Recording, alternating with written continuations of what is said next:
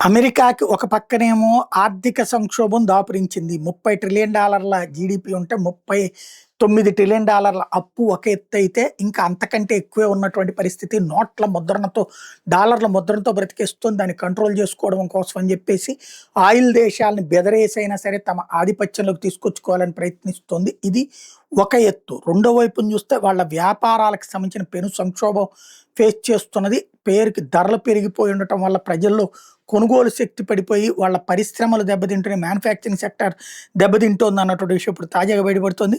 $31 million ఒక రోజుకి నష్టపోతుందట. టోటల్‌గా అక్టోబర్‌లో $650 మిలియన్ నష్టం జరిగింది. యూఎస్ హోటల్ ఇండస్ట్రీకి ఒక్కదానికే.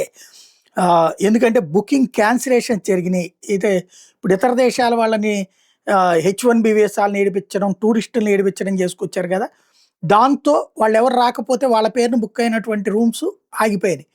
ఇప్పుడు మనం 10 రోజులు ఉండాలనుకున్నప్పుడు అడ్వాన్స్ ఎంతకు కడతాం? 2 రోజులకో, 3 రోజులకో కడతాం. ఆ డబ్బులు వరకు వాళ్ళకి మిగులుతాయి. కానీ మిగతా రోజులంతా వచ్చేవాడు లేక సంక్షోభంలో పడుతున్నటువంటి పరిస్థితి. ఓవరాల్‌గా హాలిడే ట్రావెల్స్ కూడా దెబ్బతిన్నటువంటిది. ఈవెన్ అమెరికన్ ప్రజలైతే హోటళ్లలో దిగాల్సిన అవసరం లేదు. కాబట్టి వాళ్ళు ఖర్చు పెట్టరు. మన దేశాలోళ్ళు వెళ్తుంటే వెళ్ళలేకపోవడం వల్ల వాళ్ళ హోటల్ రంగం పెను సంక్షోభంలో కూరుకుంది.